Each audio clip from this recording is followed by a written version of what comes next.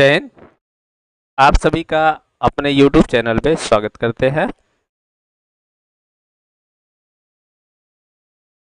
इस वीडियो में जानेंगे बीए थर्ड सेमेस्टर के अनिवार्य पेपर का नाम है शिक्षण के सिद्धांत एवं विधियां। के अंतर्गत आज दूसरा यूनिट शुरू कर रहे हैं। यूनिट का नाम है teaching as a communication process. शिक्षण एक संप्रेषण प्रक्रिया के रूप में के अंदर जानते हैं कम्युनिकेशन क्या है। सबसे पहले जानते हैं कम्युनिकेशन क्या है। इसमें जानेंगे कम्युनिकेशन का अर्थ, परिभाषाएं, विशेषताएं, कम्युनिकेशन के प्रकार और कम्युनिकेशन की कुछ विधियां, और साथ ही साथ जानेंगे कम्युनिकेशन में जो बाधाएं आते हैं, जो अवरोध आते हैं, बाधाएं, उसके बारे में। तो कम्युनिकेशन यानी संप्रेषण, संप्रेषण का डेफिनेशन, संप्रेषण रीढ़ की हड्डी मानी जाती है। किसके लिए? किसी भी कार्यों के लिए, टीचिंग के लिए तो बिल्कुल रीढ़ की हड्डी मानी जाती। बिना संप्रेषण के शिक्षा और शिक्षण दोनों की कल्पना नहीं की जाती। संप्रेषण रीढ़ की हड्डी मानी जाती। बिना संप्रेषण के शिक्षा और शिक्षण दोनों की कल्पना नहीं की जा सकती। संप्रेषण शब्द अंग्रेजी भाषा के कम्युनिकेशन का हिंदी रूपांतरण है, और जो कम्युनिकेशन शब्द है वो लैटिन भाषा के कम्युनिस यानी लैटिन भाषा के कम्युनिस शब्द से मानी जाती है, जिसका अर्थ होता है कॉमन या सामान्य। इस प्रकार कहा जा सकता है कि संप्रेषण में व्यक्ति परस्पर सामान्य अवबोध के माध्यम से आदान प्रदान करने का प्रयास करता है, यानी सामान्य अवबोध के माध्यम से अपने विचारों, भावनाओं, हाव-भाव को आदान प्रदान करने का कार्य करता है। यहाँ तक क्लियर है? संप्रेषण का अर्थ परस्पर विचारों और भावनाओं की साझेदारी करना या उसको आदान प्रदान करना है। संप्रेषण में अंतः प्रक्रिया निहित होती है।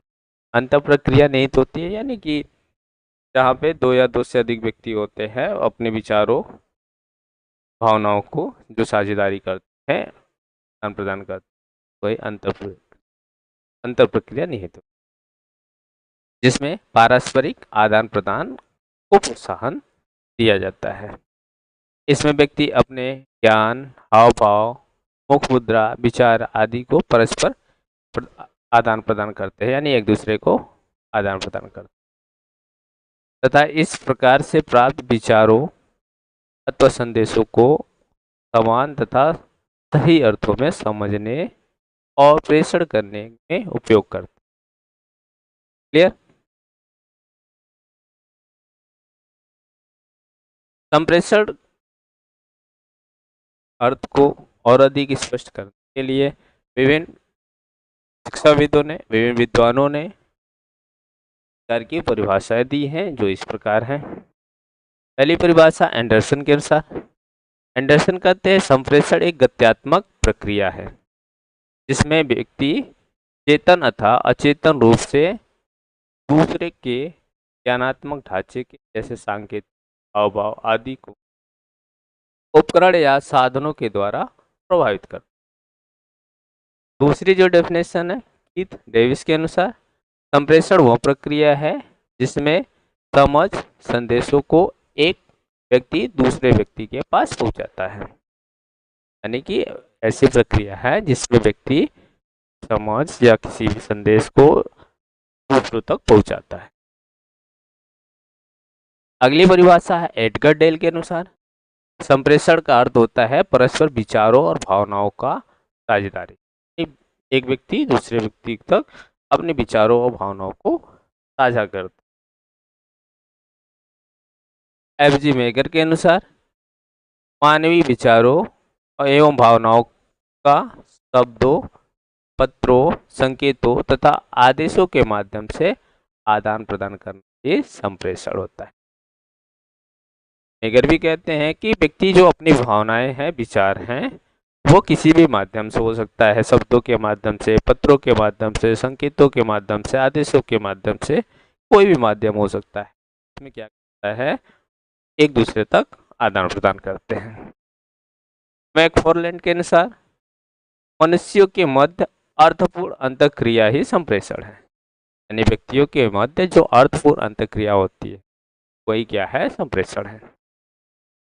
न्यूमैन एवं समर के अनुसार संप्रेषण दो या दो से अधिक व्यक्तियों के मध्य तथ्यों, विचारों, समितियों तथा भावनाओं का विनिमय, यानी दो या दो से अधिक व्यक्तियों के बीच होने वाला विचारों, भावनाओं की साझेदारी है। क्लियर है? अब बात करते हैं संप्रेषण की प्रक्रिया, प्रोसेस ऑफ कम्युनिकेशन। देखिए, प्रोसेस ऑफ कम्युनिकेशन, संप्रेषण एक सामाजिक प्रक्रिया है जिसके द्वारा मानवीय संबंध स्थापित एवं दृढ़ होते हैं। इस प्रक्रिया में एक दूसरे के विचारों, भावों का आदान प्रदान किया जाता है। यहाँ आदान प्रदान अनेक तत्वों पर निर्भर करता है, यह हर एक दूसरे पर आश्रित है, एक दूसरे से संबंधित है। इन तत्वों को अपनी भूमिका अलग अलग होती है, इन सभी की अपनी अपनी भूमिका होती है। संप्रेषण प्रक्रिया को एक ग्राफ के माध्यम से ये जो समझाया गया है, इसे समझने में आसानी होती है।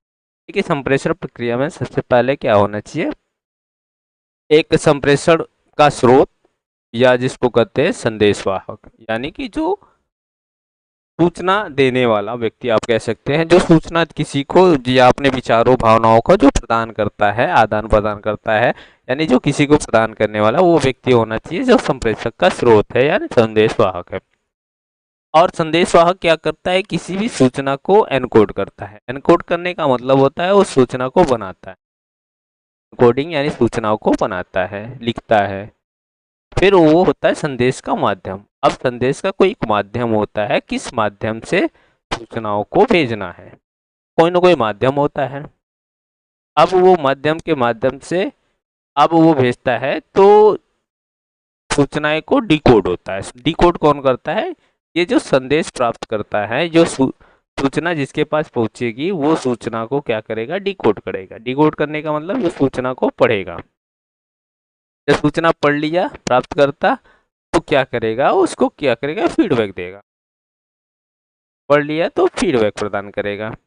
इसको फीडबैक प्रदान करेगा जिसने भेजा है, जो सेंडर होता है, जो मैसेज भेजने वाला होता है।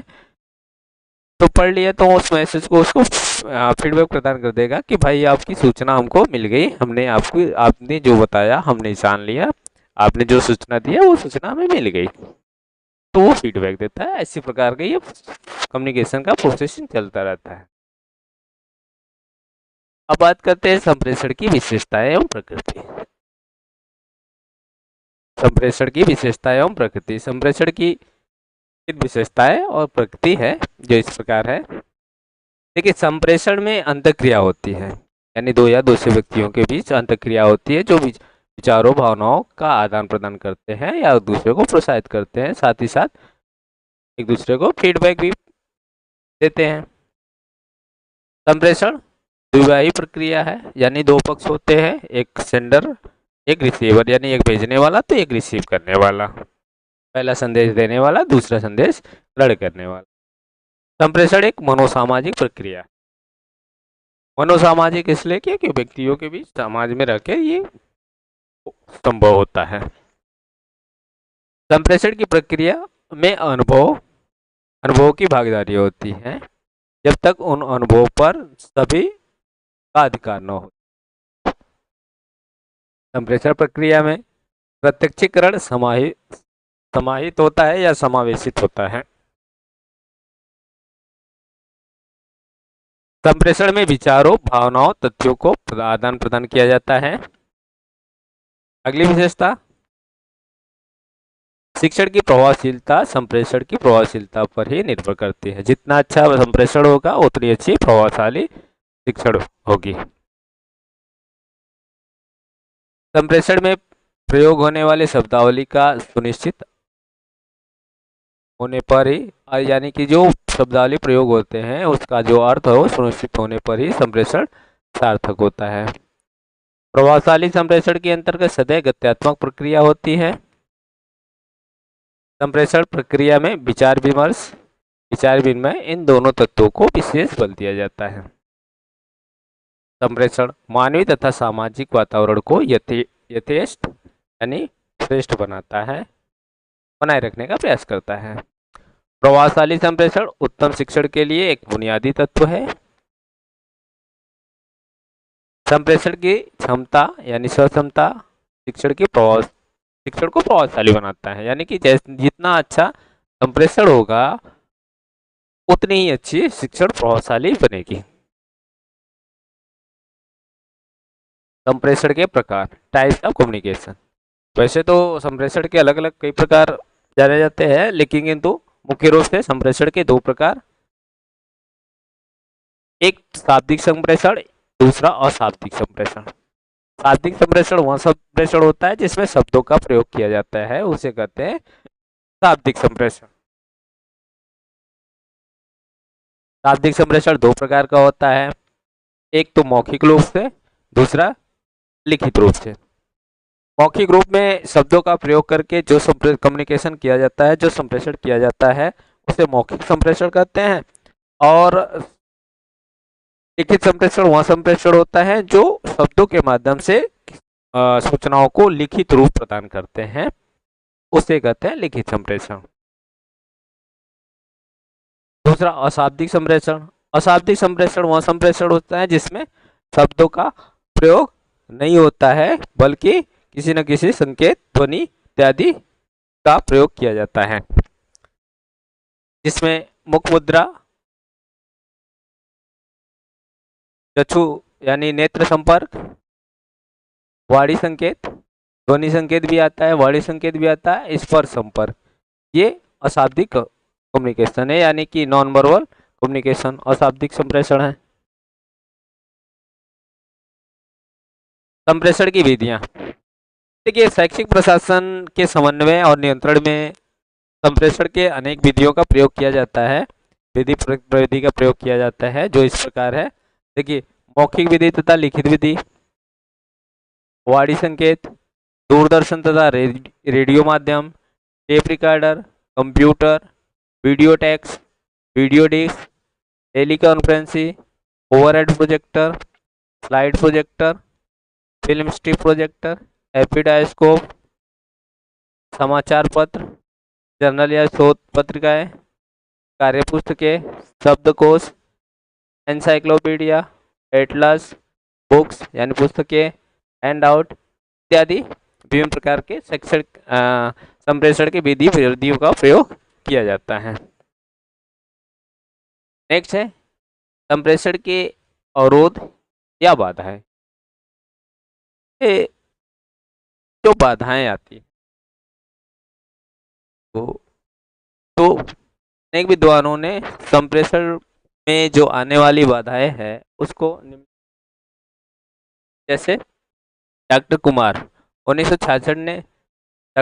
ने 1966 में संप्रेषण में आने वाली बाधाओं को निम्नलिखित रूप में व्यक्त किया है। सबसे पहले भौतिक बाधाएं यानी फिजिकल जो बैरियर्स हैं, जैसे उसमें कौन कौन से आते हैं, जैसे शोर शराबा, अदृश्यता, वातावरण, भौतिक असुविधाएं, खराब स्वास्थ्य, ध्यान का केंद्रित न हो पाना, ये सब जो संदेश प्राप्त करने में को थकान आते हैं, ये सारी चीजें क्या है, भौतिक बाधाएं के अंतर्गत आते हैं।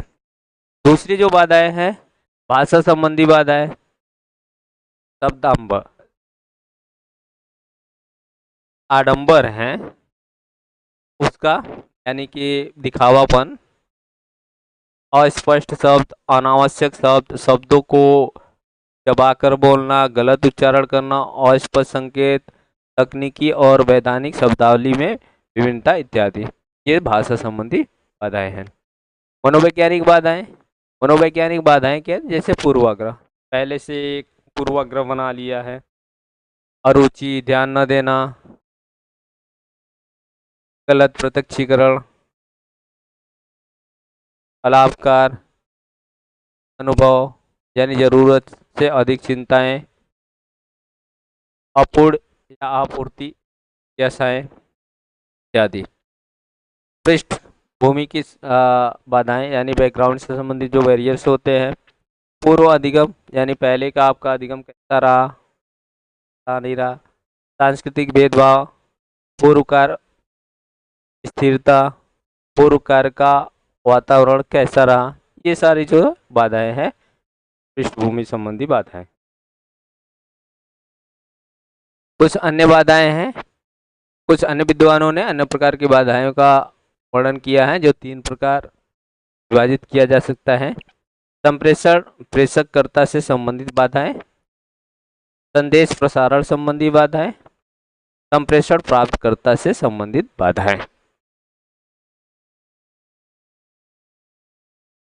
तो इसमें हमने जाना सेकेंड यूनिट का जो पहला टॉपिक है, बहुत ही महत्वपूर्ण टॉपिक है, कम्युनिकेशन संप्रेषण।